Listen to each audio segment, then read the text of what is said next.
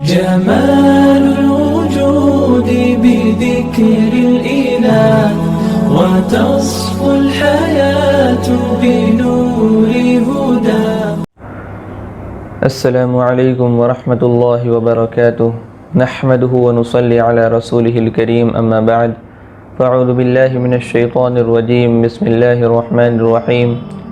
الم تر کیف فعل ربک باصحاب الفیل الم یجعل کیدہم فی تضلیل وارسل علیہم طیرا ابابیل ترمیہم بحجارۃ من سجیل فجعلہم کعصف مأکول.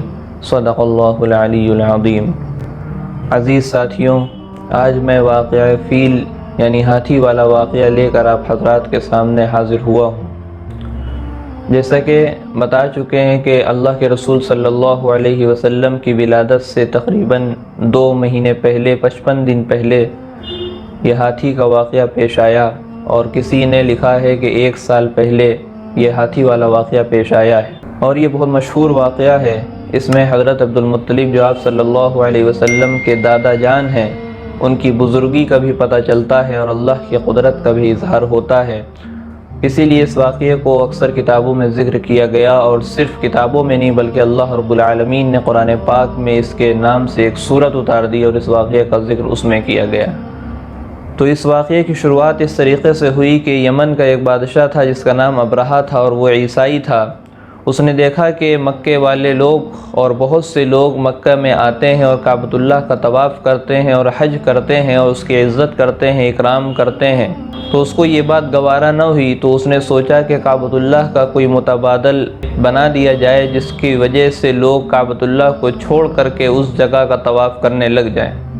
اس کے بعد پھر اس نے یمن کے دارالسلطنت صنعاء میں ایک عالیشان گرجا گھر بنایا اور لوگوں میں یہ اعلان کروایا کہ تم لوگ جو ہے مکہ مکرمہ جاتے تھے، کعبۃ اللہ کا طواف کیا کرتے تھے، حج کرتے تھے، وہ جگہ چھوڑ کر کے اب اس گرجا گھر میں آیا کرو اور یہاں طواف کیا کرو، یہاں حج کیا کرو. تو جب یہ گرجا گھر کی بات ان مکہ والوں تک کے پہنچی تو ان مکہ والوں میں ایک قبیلہ تھا، قبیلہ کنانہ. اس قبیلہ کنانہ کا ایک فرد، ایک شخص غیظ و غضب سے بھر گیا، غصے سے بھر گیا.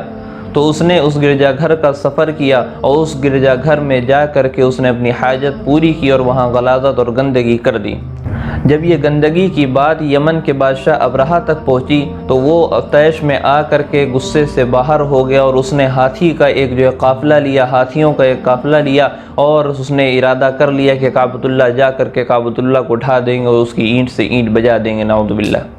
اور پھر وہ اپنی فوج کے ساتھ اور اپنے ہاتھیوں کے ساتھ مکہ روانہ ہوا، اور مکے سے قریب اس نے پڑاؤ ڈالا. اس قافلے کا جو اگلا دستہ تھا، آگے کے لوگ تھے، وہ لوگ مکہ جا کر کے وہاں کے جتنے بھی مویشی جانور تھے، اونٹ بکری وغیرہ، سب کو ہکا لائے اور اپنے خیموں کے پاس ان کو باندھ لیا. ان جانوروں میں عبدالمطلب کے بھی 200 سے 400 اونٹ تھے. جب عبدالمطلب کو یہ بات پتہ چلی تو وہ بات کرنے کے لیے ابرہہ بادشاہ کے پاس آئے. جب بادشاہ کی نظر عبدالمطلب پر پڑی تو ان کے حسین اور جمیل خوبصورت چہرے کو دیکھا اور ان کی قداور شخصیت کو دیکھا، جس کی وجہ سے اس کے اندر رعب پیدا ہوا اور وہ تعظیم و اکرام کے لیے کھڑا ہو گیا. جب ابرہہ نے حضرت عبدالمطلب کو اپنے پاس بٹھایا اور کہا کہ بتائیے آپ سردار قریش ہیں، کس لیے آپ ہمارے پاس آئے ہیں، کیا بات کرنے آئے ہیں؟ تو حضرت عبدالمطلب نے کہا کہ آپ کے پاس ہمارے 200 اونٹ ہیں، وہ ہم کو دے دیجئے. جب حضرت عبدالمطلب نے 200 اونٹ کا سوال کیا تو ابرہہ پریشان و حیران ہو گیا کہ ایک شخص اپنے عبادت خانے کی فکر نہیں کر رہا، اپنے 200 اونٹ کی فکر کر رہا ہے. اور حضرت عبدالمطلب سے سوال کیا کہ آپ کعبۃ اللہ کی فکر کیوں نہیں کرتے، اپنے اونٹ کی فکر کر رہے ہیں؟ حضرت عبدالمطلب نے جو جواب دیا کہ اونٹ کا مالک اللہ نے ہم کو بنایا ہے، اس وجہ سے میں اونٹ کی مانگ کر رہا ہوں، اور خانہ کعبہ کا مالک اللہ ہے، اس کا کوئی شخص مالک نہیں ہو سکتا، اس لیے اس کی حفاظت اللہ خود کرے گا. آپ سمجھیے اور اللہ سمجھے گا، آپ ہم کو ہمارے اونٹ واپس کر دیجئے. اس کے بعد بہرحال حضرت عبدالمطلب کو ان کے اونٹ واپس کر دیے گئے، اور وہ اپنے جانوروں کو لے کر مکہ گئے اور مکہ والوں سے کہا کہ تم لوگ مکہ شہر کو خالی کر دو، دور دراز علاقے میں نکل جاؤ، پہاڑ کی چوٹیوں میں چلے جاؤ اور وہاں جا کر کے دیکھو کہ اللہ اپنے گھر کی حفاظت کیسے کرتے ہیں.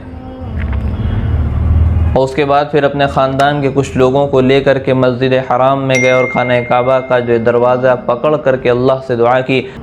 اللہم ان المرء یمنع رحلہ فامنع رحالک وانصر علی آل الصلیب عابدیہ اليوم آلک، کہ اے اللہ ہر شخص اپنے گھر کی حفاظت کرتا ہے تو آپ بھی اپنے گھر کی حفاظت کریے، اور صلیبیوں کے پجاریوں سے یعنی عیسائیوں سے اپنے اطاعت گزار بندوں کی مدد فرما دیجیے۔ یہ دعا کرنے کے بعد حضرت عبدالمطلب بھی اپنے خاندان والوں کے ساتھ پہاڑ کی چوٹی پر چلے گئے۔ اس کے بعد ابرہہ نے اپنے ہاتھیوں کے ساتھ اور اپنی فوج کے ساتھ خانہ کعبہ کو ڈھانے کے لیے رخ کیا اور آگے بڑھا تو مقام مغمس میں جا کر کے تمام ہاتھی بیٹھ گئے، اور لوگوں نے ان کو ہلانے کی کوشش کی، اٹھانے کی کوشش کی، چلانے کی کوشش کی، لیکن ایک بھی ہاتھی اپنی جگہ سے نہیں ہلا۔ پھر اس کے بعد اللہ کا عذاب اور اللہ کا قہر ظاہر ہوا پرندوں کے جھنڈ کی شکل میں، جو کہ سمندر کے راستے سے آ رہا تھا خانہ کعبہ کی طرف۔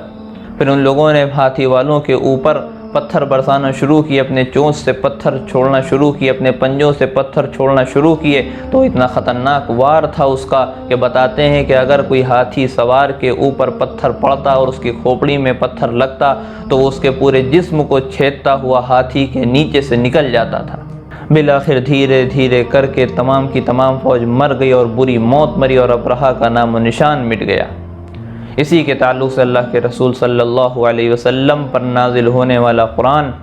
کہتا ہے کہ الم تر کیف فعل ربک باصحاب الفیل، اللہ رب العالمین پوچھتے ہیں کہ کیا آپ نے نہیں دیکھا کہ ہاتھی والوں کے ساتھ آپ کے رب نے کیا انجام کیا تھا؟ الم یجعل کیدہم فی تضلیل، کیا اللہ تعالیٰ نے ان کے مکر کو، ان کے فریب کو، ان کی چال کو کیا خاک میں نہیں ملا دیا تھا؟ وَأَرْسَلَ عَلَيْهِمْ طَيْرًا أَبَابِيلَ، اور اللہ تعالیٰ نے ان کے پاس پرندوں کے جھنڈ کو بھیجا، ترمیہم بحجارۃ من سجیل، جو پکی ہوئی مٹی کے پتھروں سے نشانہ لگا کر ان کو مار رہے تھے، فَجَعَلَهُمْ كَعَصْفٍ مَّأْكُولٍ، تو وہ کھائے ہوئے بھوسے کی طرح ہو گئے۔ جب ابرہہ اور اس کی فوج ہلاک ہو گئی تو اس کی خبر مکہ والوں تک پہنچی، جو مکہ چھوڑ کر کے چلے گئے تھے، پہاڑیوں پر چڑھ گئے تھے اور دور دراز علاقے میں چلے گئے تھے، وہ سب کے سب واپس آئے، اور اسی کے ساتھ ساتھ دنیا میں جہاں جہاں تک کہ یہ خبر پہنچی ان لوگوں نے تعجب کیا، اور ان لوگوں کی نظر میں عبدالمطلب جو کہ آپ صلی اللہ علیہ وسلم کے دادا جان ہیں، ان کی عزت اور بڑھ گئی، اور وہ قابل تعظیم لوگوں کی نظر میں بن گئے، اور جس سال یہ واقعہ پیش آیا اس سال کو عام الفیل کا نام دیا گیا، یعنی ہاتھی والا سال۔